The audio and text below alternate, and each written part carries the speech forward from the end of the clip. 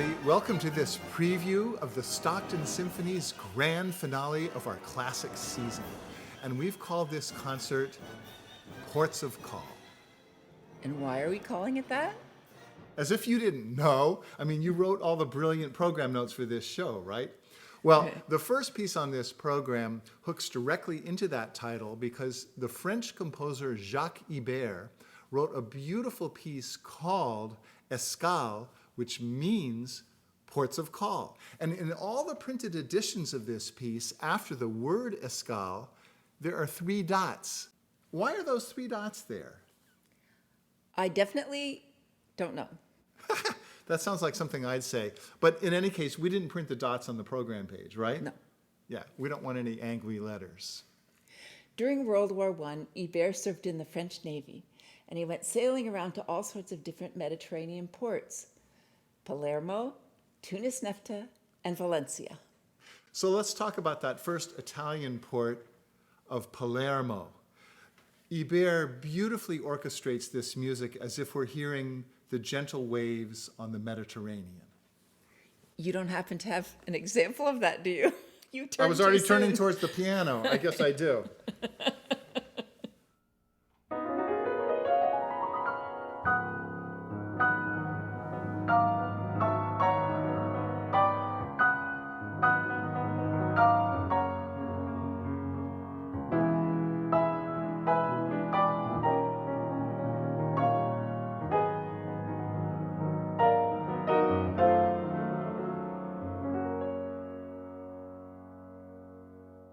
So now we know where all that music from the Love Boat comes from. We're dating ourselves, Peter. I guess so. Okay, so how about Tunis Nefta? Jacques Ibert heard the following tune in the Tunisian desert. And in order to get that characteristic flavor to the melody, he gave it to an oboe solo. But it's got an incredible couple of levels of rhythmic complexity. The first level is that he keeps alternating time signatures of 4/4 and 3/4, 4/4 and 3/4, 4/3/4/3. Janie, can you help us out? Sure. Okay, everybody, count along with Janie. Here we go. 1, 2, 3, 4. 1, 2, 3. 1, 2, 3, 4. 1, 2, 3. But that's not all. Instead of grouping the little phrase lengths of the melody into twos, 4/3, 4/3, 4/3, Ibert decides to go one level higher in complexity. He makes the little phrase lengths 3 bars long. So the first one is 4/3/4, then the next one is 3/4/3, then the next one's 4/3/4, then 3/4/3. Check this out.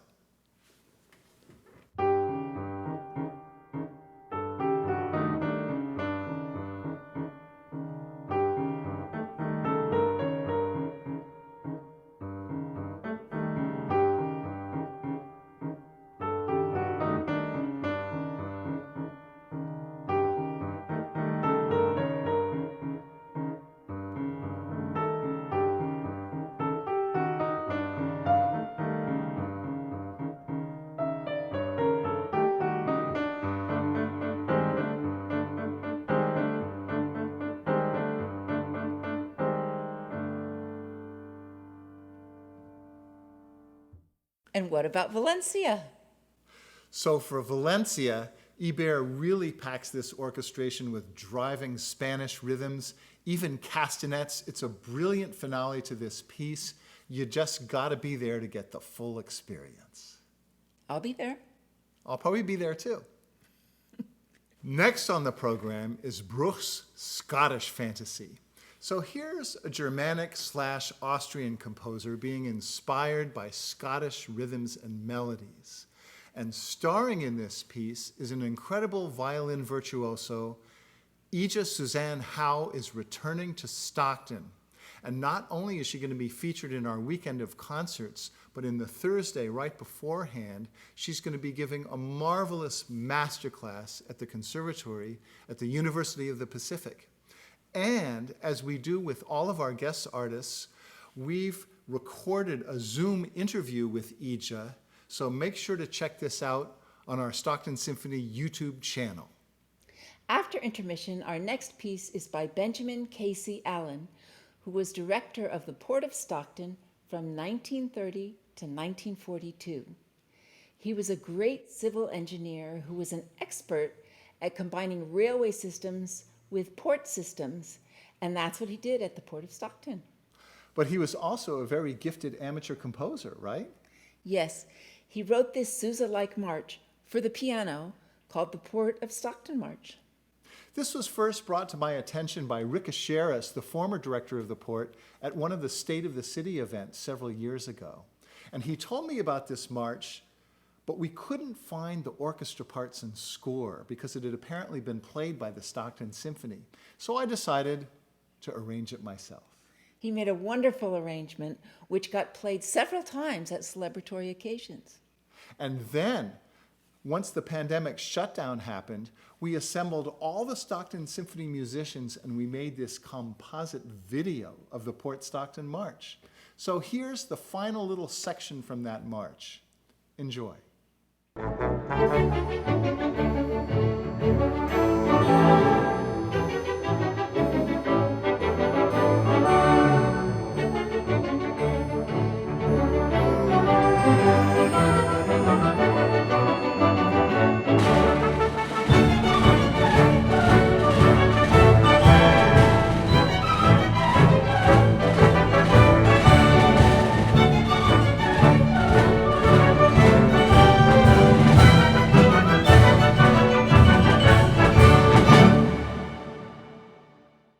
Now we come to the grand finale of this program, Respighi's Roman Festivals, scored for huge performing forces. There are 3 offstage trumpets in the first movement, and in the last movement, there are 9 percussionists on stage. It's a real blockbuster. Roman Festivals was the last in his renowned trilogy celebrating the glories of Rome. We're talking about first the Fountains of Rome, right? Yeah. Then the Pines of Rome, which is the most often performed of this trilogy, and then finally the present work, Roman Festivals. And after this glorious work, Respighi wrote, "With the present constitution of the orchestra, it's impossible to achieve more. I don't think I shall write any more scores of this kind." So let's talk about the first movement, Circenses, which means circus games, and like for all of the movements, Respighi had some descriptions that he wrote about. "A threatening sky hangs over the Circus Maximus, but it is the people's holiday. Hail Nero!"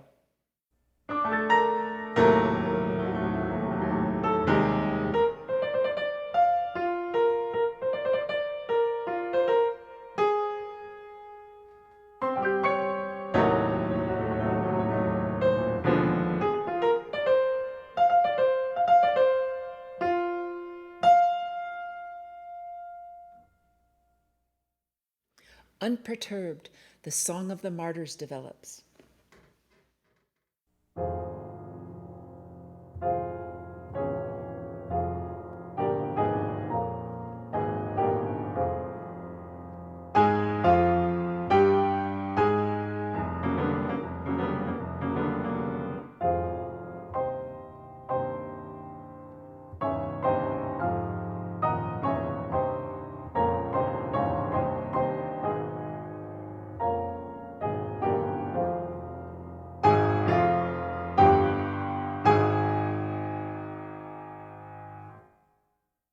Let's skip now to the third movement called October Festival.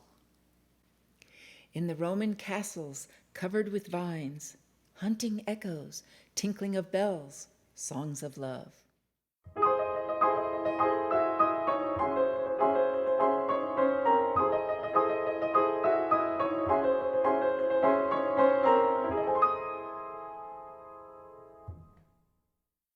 And then for the Song of Love, we have this romantic melody in the violins, but the sleigh bells keep being interspersed with this passage.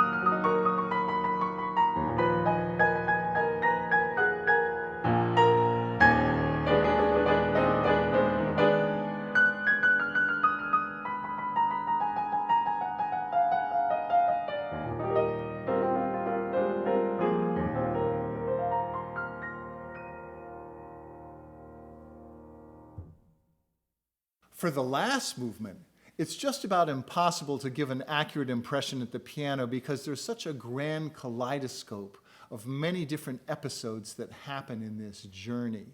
It occurs on the eve of the Epiphany in the Piazza Navano, and there are many different episodes depicted in quick succession. A characteristic rhythm of trumpets dominates the frantic clamor. Above the swelling noise float, from time to time, rustic motives. A lively Italian dance called the saltarello. Strains of a barrel organ. A barker's call. The sound of the intoxicated. You'll hear that in a trombone solo. A lively verse expressed with popular feeling. It's the biggest orchestra we've put on stage all season, and you're just going to have to come to the concert hall to experience the full impact. We'll see you soon.